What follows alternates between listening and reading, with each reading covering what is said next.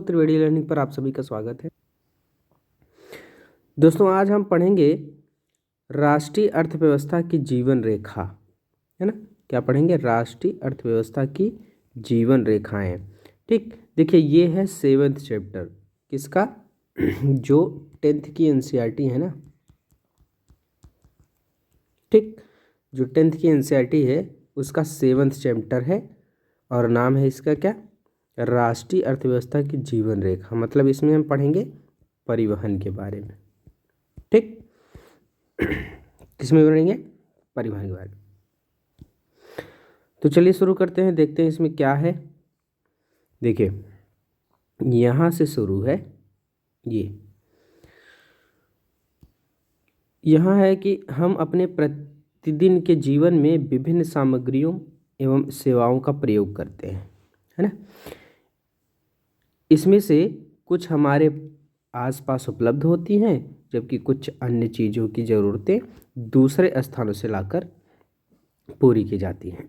मतलब ये समझ लीजिए कि जो आप अपने जीवन में रोज़ या दिन प्रतिदिन जो सामग्री आप उपयोग करते हैं, यूज़ करते हैं, ठीक, या कोई भी आपको सेवा मिलती है, या तो आपके आसपास ही मिल जाएगी, मतलब आपके अगल बगल ही कहीं उपलब्ध होगी, या तो उसे कहीं और से ले करके आएंगे, है ना, किसी दूसरे स्थानों से लाएंगे। तो देखिए दूसरे स्थानों से लाएंगे और अपने पास लाएंगे तो लाने और ले जाने के लिए किसी माध्यम की ज़रूरत पड़ेगी ना। मतलब कैसे? वो अपने आप तो चल ही नहीं आएगी, उसे किसी तरीके से लाएंगे। तो जिस तरीके से लाएंगे ना उसी को कहा जाता है कि परिवहन के साधन। ठीक, अब देखिए कहा जा रहा है कि वस्तुएं तथा सेवाएं मांग स्थल से आपूर्ति स्थल तक अपने आप नहीं पहुंच पाएंगी। नहीं, अपने आप तो आएगी नहीं, उसे किसी तरीके से लाएंगे। ठीक, तो याद रखिए कि वस्तुओं एवं सेवाओं के आपूर्ति स्थानों से मांग स्थानों तक ले जाने हेतु परिवहन की आवश्यकता होती है। अब देखिए आपूर्ति स्थान क्या होता है और मांग स्थान क्या होता है, समझ लिए। जैसे अब मान लीजिए कि आपका घर हो गया ना, ऐसे समझ लेते हैं। ये है आपका घर, है ना। और मान लीजिए कि आपको खरीदना है कूलर, है ना। अब कूलर खरीदना है आपको, तो एक होगी दुकान, है ना। तो जहाँ पर जो दुकान है ना, ये दुकान होगी आपकी आपूर्ति स्थल। ठीक, क्या होगी? ये आपूर्ति स्थल होगी। ठीक, और ये होगी आपकी मांग स्थल। ठीक, तो आपूर्ति स्थल से मांग स्थल तक आप वस्तुएं लेकर के आएंगे। ठीक, तो आपूर्ति स्थल से मांग स्थल तक आपको वस्तुएं लाने ले जाने के लिए किस चीज़ की ज़रूरत पड़ेगी?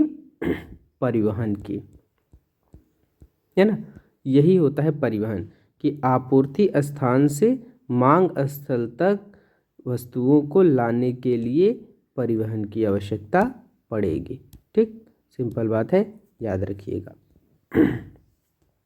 चलिए अब देखिए आगे यहाँ पर कहा जा रहा है कि कुछ व्यक्ति इसको उपलब्ध करवाने में संलग्न है ना। कुछ व्यक्ति मतलब जैसे कुछ लोग ट्रांसपोर्टेशन का काम कर रहे हैं, कुछ लोग दुकान खोले हैं, है ना। आपूर्ति का, परिवहन का काम कुछ लोग कर रहे हैं। जो व्यक्ति उत्पादन को परिवहन द्वारा, देख रही है यहाँ पे, जो व्यक्ति उत्पादन को परिवहन द्वारा उपभोक्ताओं तक पहुँचाते हैं उन्हें कहते हैं क्या? व्यापारी, है ना।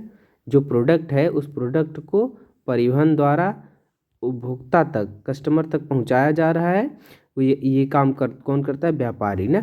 जैसे अभी हमने बताया ना कि कूलर है, तो कूलर की दुकान किसी ने खोल लिया, अब आप जा कर के उसके यहाँ से कूलर खरीद रहे हैं। ठीक, तो वो कूलर बेचने वाला क्या हो गया? व्यापारी हो गया। ठीक, अब देखिए, अतः एक देश के विकास की गति वस्तुओं तथा सेवाओं के उत्पादन के साथ, ठीक, उनके एक स्थान से दूसरे स्थान तक वाहन यानी मूवमेंट की सुविधा पर भी निर्भर करता है। समझ रहे हैं ना। अब एक अर्थव्यवस्था की गति इस पर भी निर्भर कर रही। कैसे भैया? कि मान लीजिए आपको जिस चीज़ की ज़रूरत है, ठीक है ना, मान लीजिए आपको किसी वस्तु की ज़रूरत है, कोई भी पर्टिकुलर कूलर को ही ले लेते हैं। मान लीजिए आपका घर है, अब आपको कूलर की ज़रूरत है, तो ये कूलर की ज़रूरत आपकी कोई पूर्ति कैसे होगी? दुकान से, है ना। तो दुकान से, दुकान क्या हो गया? आपूर्ति स्थल हो गया। आपूर्ति स्थल से आपके घर तक क्या होगा? परिवहन होना चाहिए। अगर आप खरीदना चाहते हैं, आप विकास अपना देखना चाहते हैं, तो आपको आपके घर तक परिवहन के साधन बहुत ज़रूरी हैं, है ना। अगर परिवहन के साधन नहीं हो पाएंगे ना, तो वस्तुएं आपके घर तक आ ही नहीं पाएंगी। जब आपके घर तक वस्तुएं आएंगी नहीं, तो कैसे विकास हो पाएगा बताइए। तो वही चीज़ है ना, जैसे बेसिक चीज़ें क्या होती हैं लोगों की, कि रोटी, है ना, कपड़ा, मकान, ठीक, रोड, यही सब तो चाहिए लोगों को, है ना। तो ये बेसिक चीज़ें हैं, ये चीज़ें आपको चाहिए ही चाहिए। तो वही बात यहाँ पर किया जा रहा है कि भैया अगर किसी देश का विकास करना है ना, ठीक, विकास की गति वस्तुओं और सेवाओं के उत्पादन है ही, उत्पादन के साथ साथ क्या होना चाहिए? उत्पादन के साथ साथ होना चाहिए एक स्थान से दूसरे स्थान तक वहन की सुविधा भी जरूरी है, ठीक। इसीलिए सक्षम परिवहन के साधन तीव्र विकास हेतु पूर्वापेक्षित है। मतलब क्या हुआ? इसका मतलब यह कि आपको सक्षम परिवहन के साधन डेवलप करना पड़ेगा। देखिए, वस्तुओं तथा सेवाओं का लाना ले जाना पृथ्वी के 3 महत्वपूर्ण क्षेत्रों पर किया जाता है। कहाँ कहाँ? एक तो स्थल पर, एक तो जल पर, एक वायु पर। यानी जो परिवहन है वो 3 जगह डेवलप हो सकता है, स्थल पर, जल पर, वायु पर, ठीक। इन्हीं के आधार पर परिवहन को स्थल, जल, वायु परिवहन में वर्गीकृत किया जा सकता है, ठीक। अब देखिए यहाँ पर लिखा है ना, परिवहन के साधन कौन कौन से हैं। ये देखिए, तो परिवहन के साधन कौन कौन से हैं? देखिए, स्थल के परिवहन, परिवहन के साधन कौन कौन से हैं? पहला तो देख लीजिए स्थल के परिवहन, तो सड़क परिवहन, है ना, रेल परिवहन, पाइपलाइन, ये सब हैं, ठीक। जल परिवहन देख लीजिए, आंतरिक जल परिवहन। आंतरिक जल परिवहन मतलब एक देश के अंदर ही नदियों से या फिर ऐसे नदियों में जो परिवहन बन रहा है उसको आंतरिक बोल रहे हैं, देश के अंदर। एक होता है समुद्री परिवहन, है ना, समुद्री रास्ता। अब देखिए वायु परिवहन, वायु परिवहन भी ऐसे एक घरेलू विमान सेवा और अंतर्राष्ट्रीय विमान सेवा, ठीक। तो घरेलू विमान सेवा भी सार्वजनिक प्राधिकरण भी हो सकते हैं, प्राइवेट भी हो सकते हैं, ठीक। तो ये चीज़ याद रखिए, परिवहन के ये सभी साधन हैं। यहाँ देख लीजिए कि बहुत समय तक व्यापार परिवहन सुविधा एक सीमित क्षेत्र तक ही किया जाता था। क्यों भैया? क्योंकि तब ना तो बहुत अच्छी रोडें थी, है ना, न तो परिवहन के बहुत ज़्यादा साधन डेवलप थे, ठीक। आज तो रेल है, वायु है, ये सब चीज़ें हैं, ठीक। तो बहुत समय तक क्या था भैया कि व्यापार एवं परिवहन की सुविधा एक सीमित क्षेत्र तक ही किया जाता था। विज्ञान और प्रौद्योगिकी ने, मतलब साइंस एंड टेक्नोलॉजी ने क्या कर दिया कि परिवहन के प्रभाव क्षेत्र में बहुत ज़्यादा डेवलपमेंट किया है, ठीक। देखिए, सक्षम और तीव्र गति वाले परिवहन से आज संसार एक बड़े गांव में परिवर्तित हो गया है ना। मतलब क्या हुआ कि जैसे शहरों में देख लीजिए मेट्रो है, टैक्सी है ना, लोकल ट्रेनें भी चलती हैं, डोमेस्टिक एयरवेज वगैरह, ये कितनी सारी चीज़ें, एकदम परिवहन के साधन बहुत तेज हो गए हैं, कनेक्टिविटी इससे लोगों की बढ़ गई है, ठीक। यही चीज़ है, इसीलिए तो कहा जा रहा है कि अब क्या हो गया कि पूरा संसार एक बड़े गांव में परिवर्तित हो गया है। परिवहन का यह विकास संचार साधनों के विकास की सहायता के लिए संभव हो सका है। इसीलिए परिवहन, संचार व व्यापार एक दूसरे के पूरक हैं, ये भी याद रखिएगा, है ना। तो जो संचार है, नेटवर्क है, परिवहन, संचार, व्यापार, ठीक, ये तीनों एक दूसरे के पूरक हैं। कैसे पूरक है समझ लीजिए कि जैसे परिवहन के माध्यम से क्या होगा, आपूर्ति स्थान से लेकर के मांग स्थल तक जो वस्तुएं जाएंगी उसको परिवहन के माध्यम से लेके जाएंगे। फिर इधर देखिए, अब संचार भी तो ज़रूरी है ना, बात करेंगे, कम्युनिकेशन होगा, ठीक। और व्यापार, जो काम जो इन सब चीज़ में लगे हुए हैं उनको क्या करें, व्यापारी कह रहे हैं ना। तो व्यापारी एक दूसरे के पूरक हैं। अगर देखिए, आज भारत अपने विशाल आकार, विविधताओं, भाषाई तथा सामाजिक सांस्कृतिक बहुलताओं के बावजूद संसार के सभी से क्षेत्रों से सुचारू रूप से जुड़ा हुआ है, ठीक। समझ रहे हैं ना, भारत में कितनी विविधता है, डाइवर्सिटी है, इतना बड़ा आकार है। यहाँ पर देखिए भाषाई विविधता है, मतलब कुछ किलोमीटर पर जाएंगे तो देखिए बोली बदल जाती है, भाषा बदल जाती है, ठीक। सामाजिक सांस्कृतिक बहुलता है, लेकिन इसके बाद भी संसार के सभी क्षेत्रों से जुड़ा हुआ है, ठीक।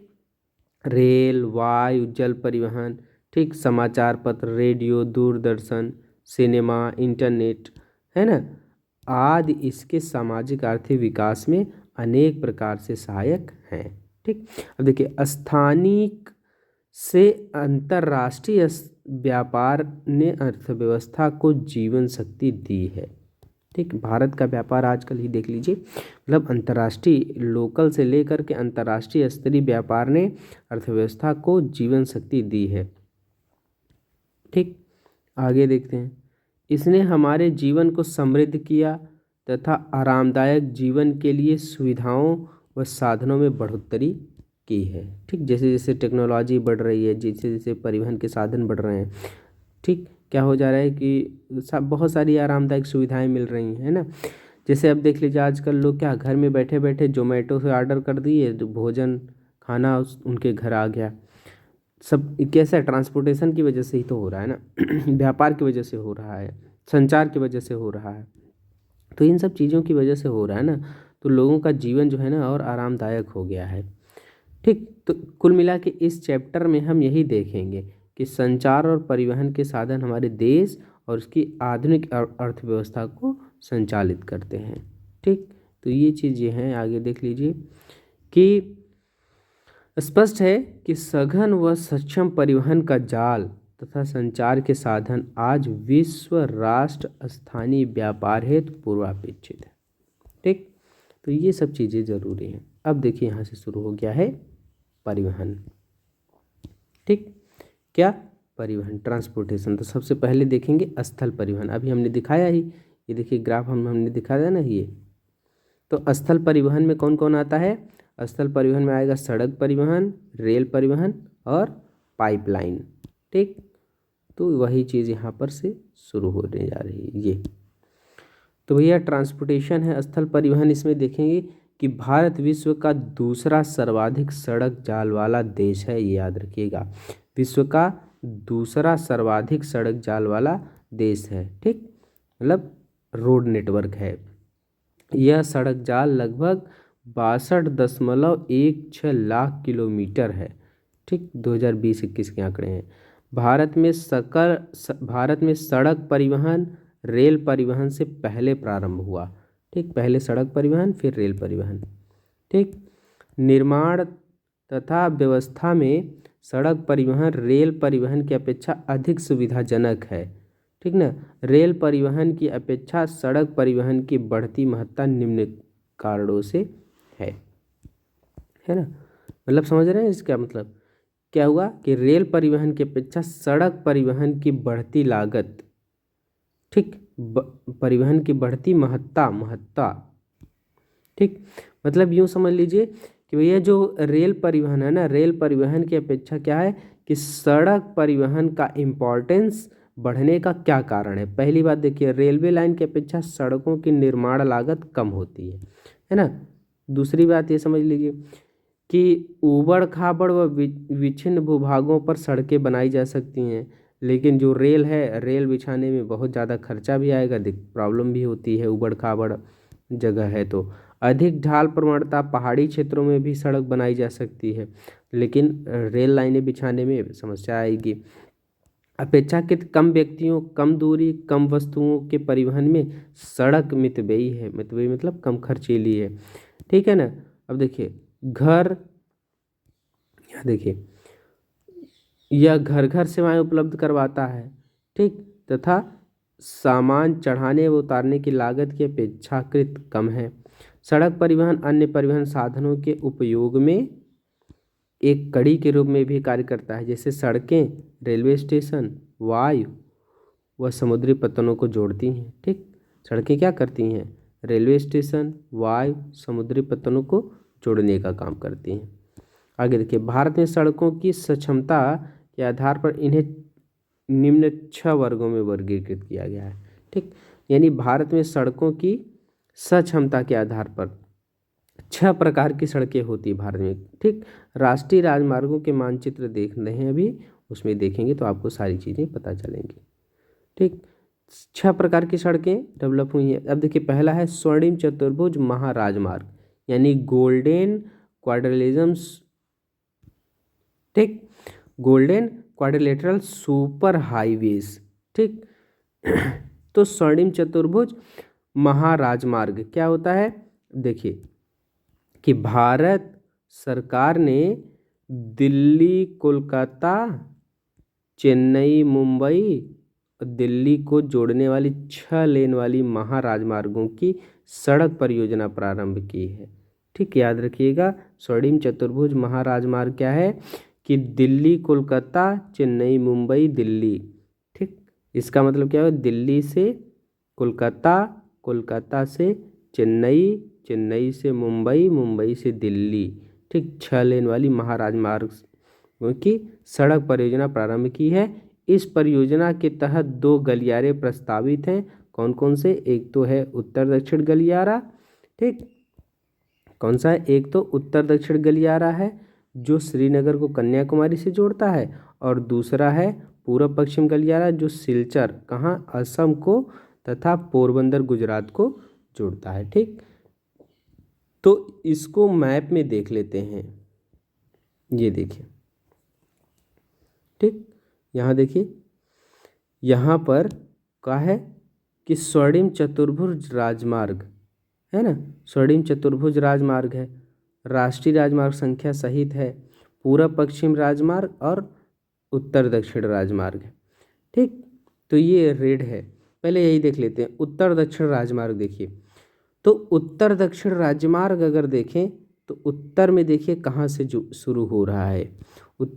ठीक, ये श्रीनगर से शुरू हो रहा है ना, श्रीनगर से शुरू हो करके देख रहे हैं ऐसे सीधे चला जा रहा है। कहाँ? सीधे चला जा रहा है, ये देखिए यहाँ तक, कन्याकुमारी तक। ठीक, और देखिए पूर्व पश्चिम गलियारा, ये देखिए सिलचर, सिलचर से शुरू हो रहा है असम के, तो सिलचर से होते हुए कहाँ तक? इस तरीके से आप देख रहे हैं, ये चला जा रहा है, ये गुजरात में कहाँ? पोरबंदर में। ठीक, ये देखिए पोरबंदर। तो इस तरीके से आप देख रहे हैं पूर्व पश्चिम गलियारा देख लिए। ठीक, उसके बाद देखिए स्वर्णिम चतुर्भुज मार्ग है। ठीक, ये है स्वर्णिम चतुर्भुज मार्ग। तो स्वर्णिम चतुर्भुज मार्ग देखिए ये है, ये आपका स्वर्णिम चतुर्भुज मार्ग। स्वर्णिम चतुर्भुज मार्ग जो है वो देखिए किसको? कोलकाता है, यहाँ कोलकाता से सीधे जा रहा है कहाँ? कोलकाता से दिल्ली को जोड़ेगा। ठीक, दिल्ली से सीधे कहाँ जोड़ेगा? गुजरात में। ठीक, गुजरात में। उसके बाद फिर ये मुंबई, मुंबई से फिर सीधा कहाँ? चेन्नई, चेन्नई से कोलकाता। तो ये हो गया क्वाड्रिलेटरल हाईवे। ठीक, स्वर्णिम चतुर्भुज जिसी को बोल रहे हैं, यही है स्वर्णिम चतुर्भुज महाराजमार्ग। कहाँ कहाँ है देख लीजिए आपने कि दिल्ली, कोलकाता। ठीक, दिल्ली से कोलकाता, कोलकाता से चेन्नई, चेन्नई से मुंबई, फिर दिल्ली। ठीक, 6 लेन बना हुआ, ये याद रखिएगा। और अभी हमने बता दिया आपको उत्तर दक्षिण गलियारा के बारे में। उत्तर दक्षिण गलियारा कहाँ? श्रीनगर से शुरू हो रहा है, कन्याकुमारी तक जा रहा है। ठीक, और पूर्व पश्चिम गलियारा कहाँ शुरू हो रहा है? असम के सिलचर से शुरू होकर के पोरबंदर गुजरात तक जा रहा है। ठीक, याद रखिएगा। उसके बाद देखिए इस महाराजमार्ग का मुख्य उद्देश्य क्या है कि भारत के मेगा सिटी जो हैं, भारत के मेगा सिटी के ये भारत के मेगा सिटी के मध्य की दूरी व परिवहन समय को कम करना, ठीक है ना। मतलब जो भारत के मेगा सिटी हैं, बड़े बड़े जो शहर हैं, दिल्ली, मुंबई, कोलकाता, चेन्नई, ठीक, इनके बीच में क्या करना है कि परिवहन समय जो है उसे कम करना है, ठीक। यह राजमार्ग परियोजना भारत के राष्ट्रीय राजमार्ग प्राधिकरण यानी NHAI, national highway authority of India के अधिकार क्षेत्र में है, ये याद रखिएगा, ठीक। मतलब जो गोल्डन महाराजमार्ग है, ठीक, वो कहाँ है, NHAI के अधिकार क्षेत्र में आता है, ठीक। उसके बाद देखिए यहाँ पे, उसके बाद है राष्ट्रीय राजमार्ग, ठीक, नेशनल हाईवेज। तो जो नेशनल हाईवे है भैया ये क्या है, अब देख लीजिए। देखिए राष्ट्रीय राजमार्ग देश के दूरस्थ भागों को जोड़ते हैं, ठीक। ये प्राथमिक सड़क तंत्र हैं, ठीक। अनेक प्रमुख राष्ट्रीय राजमार्ग उत्तर से दक्षिण तथा पूर्व से पश्चिम दिशाओं में फैले हैं। बहुत सारे ऐसे राष्ट्रीय राजमार्ग हैं जो उत्तर से दक्षिण, पूर्व से पश्चिम दिशा में फैले हैं, ठीक। उसके बाद देखिए यहाँ पर है राज्य राजमार्ग, ठीक, स्टेट हाईवे। राज्यों की राजधानियों को जिला मुख्यालयों से जोड़ने वाली सड़कें राज्य राजमार्ग कहलाती हैं, याद रखिएगा, ठीक। मतलब जो स्टेट है, एक स्टेट के जो राजधानी उसकी और जिला के जो मुख्यालय उसको जोड़ने का काम स्टेट हाईवे करता है, ठीक। और ये कौन सा हाईवे, नेशनल हाईवे का काम का क्या है, यह राष्ट्रीय राजमार्ग देश के दूरस्थ भागों को जोड़ने का काम करता है, ठीक। बहुत सारे राष्ट्रीय राजमार्ग हैं जो कि उत्तर दक्षिण पूर्व पश्चिम दिशा में फैले हुए हैं, ठीक। देखिए जैसे अब ये है अहमदाबाद बड़ोदरा दूत एक्सप्रेस वे है ये, देखिए यहाँ पर है। अब देखिए जिला मार्ग, ये सड़कें जिले के विभिन्न प्रशासनिक केंद्रों को, ठीक, जिला मुख्यालय से जोड़ने का काम करती हैं, ये जिला मार्ग हैं। फिर अन्य सड़कें हैं, इस वर्ग के अंतर्गत वे सड़कें आती हैं जो ग्रामीण क्षेत्रों तथा गांवों को शहरों से जोड़ती हैं, ठीक। प्रधानमंत्री ग्राम सड़क परियोजना के तहत, ठीक, इन सड़कों के विकास को विशेष प्रोत्साहन मिला है, ठीक। इस परियोजना के कुछ विशेष प्रावधान हैं जिसमें देश के प्रत्येक गांव को प्रमुख शहरों से पक्की सड़कों, ठीक, वे सड़कें जिन पर वर्ष भर वाहन चलते हैं उनको पक्की सड़क कहते हैं ना, द्वारा जोड़ना प्रस्तावित है। तो प्रधानमंत्री ग्राम सड़क योजना क्या होता है, सिंपल बात है कि इसके तहत क्या किया जा रहा है कि सड़कों के विकास को विशेष प्रोत्साहन दिया जाता है, ठीक। जिससे क्या होता है भैया, जो गांव है गांव को पक्की सड़कों द्वारा जोड़ना होता है, ठीक। उसके बाद यहाँ पर देखिए सीमांत सड़कें। सीमांत सड़कें क्या होते हैं भैया कि अब उपरोक्त सड़कों के अतिरिक्त भारत सरकार प्राधिकरण के अधीन सीमा सड़क संगठन, ठीक है ना, सीमा सड़क संगठन है जो देश के सीमांत क्षेत्र में यानी बॉर्डर पे सड़कों का निर्माण व उनकी देखरेख करता है, ठीक। इसको क्या कहते हैं, BRO, बॉर्डर रोड ऑर्गेनाइजेशन। तो बॉर्डर रोड ऑर्गेनाइजेशन 1960 में बना था, याद रखिएगा, BRO, ठीक। इसका कार्य क्या है कि उत्तर तथा उत्तर पूर्वी क्षेत्रों में सामरिक महत्व की सड़कों का विकास करना था, है ना। यानी ये बॉर्डर है, बॉर्डर के क्षेत्रों में रोड का विकास करना है, ठीक। इन सड़कों के विकास से दुर्गम क्षेत्रों में अभिगम्यता बढ़ी है तथा ये इन क्षेत्रों के आर्थिक विकास में भी सहायक हुई है। कौन, BRO की बात की जा रही है। यहाँ एक फैक्ट है, देख लीजिए भैया, विश्व की सबसे लंबी राजमार्ग सुरंग कौन सी है, अटल सुरंग है, 9.02 किलोमीटर इसकी लंबाई है, याद रखिएगा। सीमा सड़क संगठन यानी BRO द्वारा बनाई गई है।